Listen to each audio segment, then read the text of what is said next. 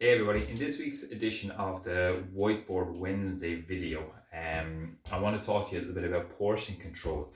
Now, generally speaking, what happens is when somebody wants to lose body fat or someone wants to gain muscle or someone is interested in simply maintaining their body weight, one of the first things that I'm always asked is, how many calories should I be taking? I generally respond with another question, which is, are you currently counting calories? And if someone says yes and they have a good handle on it, we'll obviously crunch the numbers, we'll come up with a figure and we'll work on that over the course of maybe 2 to 4 weeks, assess progress and go from there.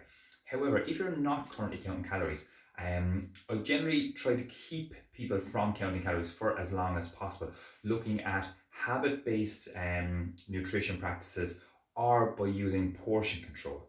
Now, the reason for that is calorie counting is a skill, and if you go from not tracking anything in terms of your nutrition, whether it be portions, whether it be calories, whether it be simply the amount of vegetables that you have with one meal, or whether it's tracking even the fluids that you take in on a daily basis, going from nothing to tracking everything is a hell of a lot to take on board. And even at times when I've gone to track myself, it's a big shift in terms of the work you have to put in when you're not well versed, well practiced, and well used to it, even with eyeballing portions. So it can be quite time consuming, and therefore for a lot of people, it's not something they can sustain long term. One of the things that you can sustain long term, and one of the things that I use on a day-to-day basis, is the first thing I want to talk to you about when it comes to portion control, is using your plate as an overall guide as to the portions of food that you're taking in on a day-to-day basis. So I have written a lot of things on this already, but I'll highlight and I'll draw notes and what have you, and I'll talk you through it as we go, even though it is pretty self-explanatory from this visual here. So generally speaking is I encourage people to have half a plate of veggies, okay? A quarter of their plate or a little bit more with the protein-based food. The rest of their plate then will be made up by carbohydrates, which will be kind of just under a quarter or even a quarter of the plate, and then your healthy fats included in that as well. Now, why do we encourage half a plate of veggies? Well, for a number of reasons, right? Number one is it's going to increase your fiber intake, which is important for your digestive health and, let's just say, your regularity. But it's also important because it's, the vegetables, because of their high fiber content, is going to keep you a lot fuller for longer. So generally speaking, meals are much more satisfying when they have a high vegetable content in them. The second thing then is to look at a quarter of your plate in terms of protein. Why a quarter of your plate? Generally speaking, a quarter of your plate tends to amount to somewhere between 20 and 30 to 35 grams of protein, okay? Which in general is a decent amount for a single sitting in a meal. Most people will need maybe 1.5 to 2 grams per kilo of body weight. So if you're getting in 4 meals a day, you're going to be well on your way to hitting that target. Next up, the other reason, should I say, right? This is one take Charlie, right? The other take with the protein is that it's highly filling, quite like vegetables, and it's going to keep you fuller for longer. So you can imagine if you 75% of your plate or 75% of the quantity of your meal made up of protein and vegetables, it's going to be quite a filling, satisfying meal, and it's also going to give you protein, which you need for muscle repair and synthesis, a healthy immune system, and the vegetables then obviously with a host of whole vitamins and minerals to keep every system in your body ticking over nicely. The carbohydrates, carbohydrates get a bad rap, okay? Things like breads, pastas, rice, potatoes do get a really bad rap because people always say, oh, when I cut those out, I lost weight. Chances are the carbohydrates isn't the problem. It's the amount of carbohydrates is the problem, okay? They don't tend to be as filling, okay, some of them, as other foods. So things like pasta and rice, it's very easy to overcook them. I'll talk about that when we get to the portion sizes in a moment.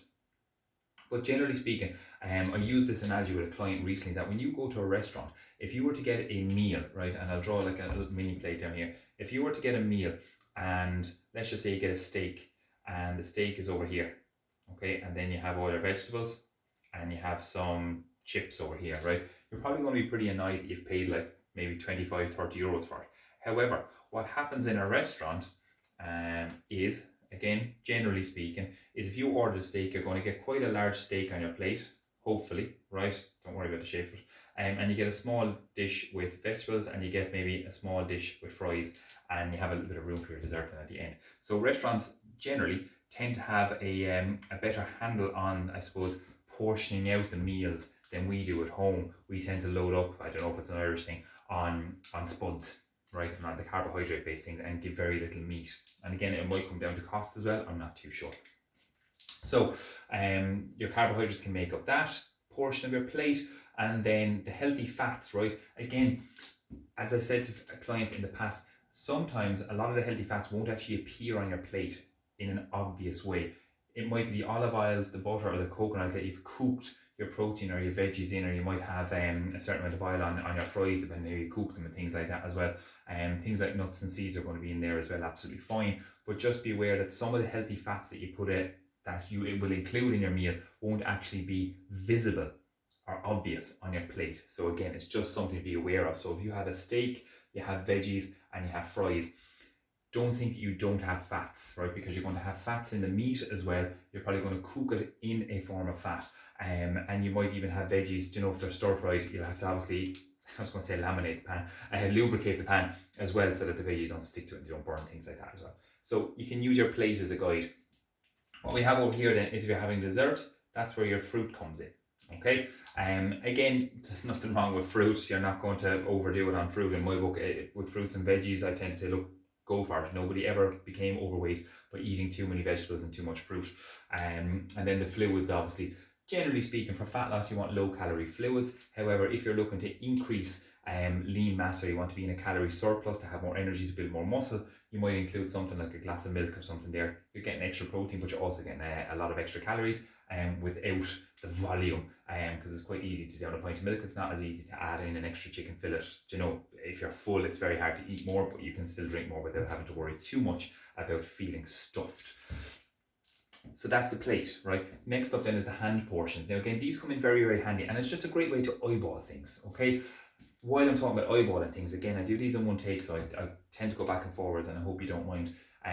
With the plate, obviously, yes, it depends on the size of the plate, but if you're cooking a dish that requires, let's say, like it's an all-in-one dish, like a casserole, or it's a stir fry or something like that, using a plate beforehand to portion off your ingredients is generally a good way to eyeball your portions, rather than just putting everything together and going, oh, now how many portions are in that?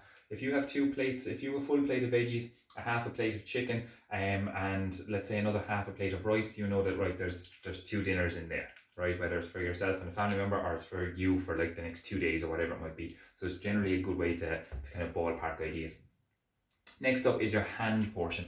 The reason hand portions work generally really, really well is because your hands are generally in proportion to your overall body size and shape. Okay, so a female that's 5 foot will have smaller hands than a male that is 6 foot. Okay, now for protein, okay, so things like meat, fish, dairy, eggs, vegetarian options like tofu or tempeh, what we have is the palm-sized portion. So roughly a portion the same size of your palm in terms of diameter, but also the thickness. So if you have, I always like to use a fried egg because it's a really kind of, I suppose it's an easy example. Like one fried egg would be maybe 1 portion. So if you're a female, you're looking at 1 to 2 portions of protein per meal, and men 2 to 4 portions of protein per meal. Now again, a small man might have 2 portions. A larger female might have 2. A small female, if you're 5 foot, real slim build, you might only have 1 portion per meal. But again, it depends on how many meals you're having. So again, it's a good guide, but it's a starting point. So you're using your palm to decide on your protein. Again, if you have 2 palms worth of steak, okay, happy days. For the men, 2 portions. You might have 3. It might be quite a large steak. Okay, you might have 3 burgers in a meal. So there you go, your 3 portions of protein, and you're probably talking about 3 portions of fat as well on the burgers, depending on whether they're low fat, depending on how you cook them and things like that as well.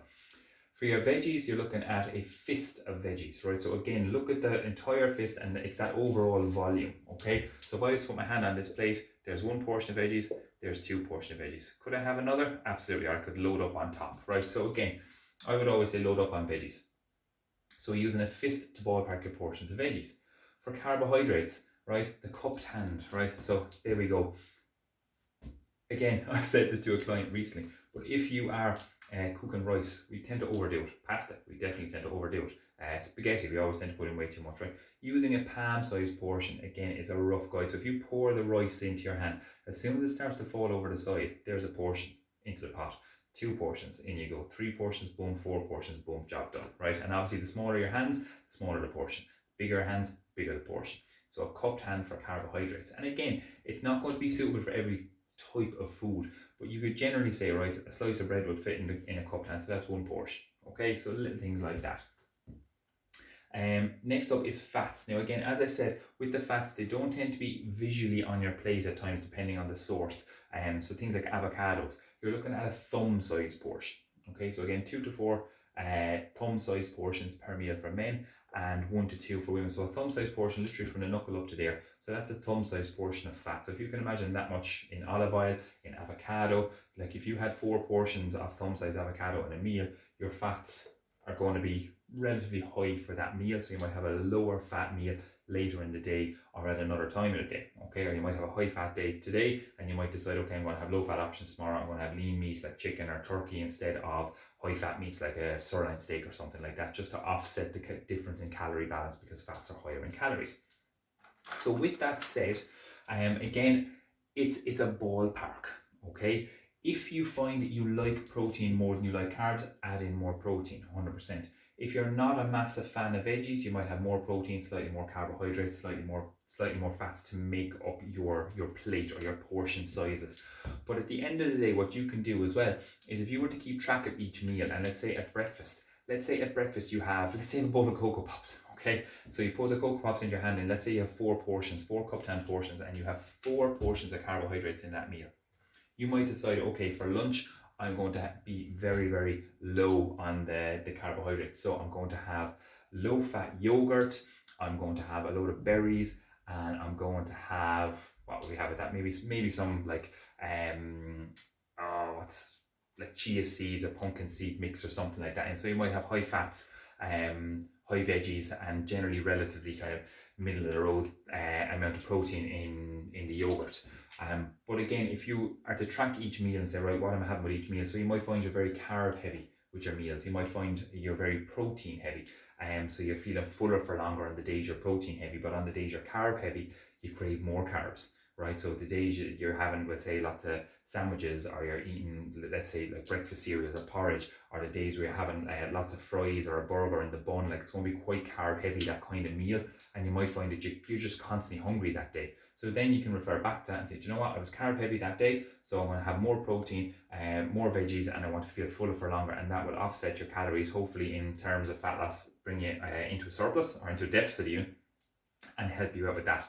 If you have any questions, please don't be afraid to ask. I hope that it's kind of just giving you some fresh ideas, and just know that when it comes to your plate and your hand portions, that you don't need to track your calories, but what you do need to do is track the results of it. So if you're using this to build or design your meals each day, and you find that you're losing body fat and that's your goal, then you're going in the right direction, so just keep going. Likewise with the hand portion guides, if you're using that as a guide to, I suppose, obviously just decide on portion sizes, or just make sure that you're not overeating for your body size. It's a great way to start, but again, track your progress and make sure that if you're gaining weight, you know that, okay, maybe I need to come down a little bit in terms of my portion sizes.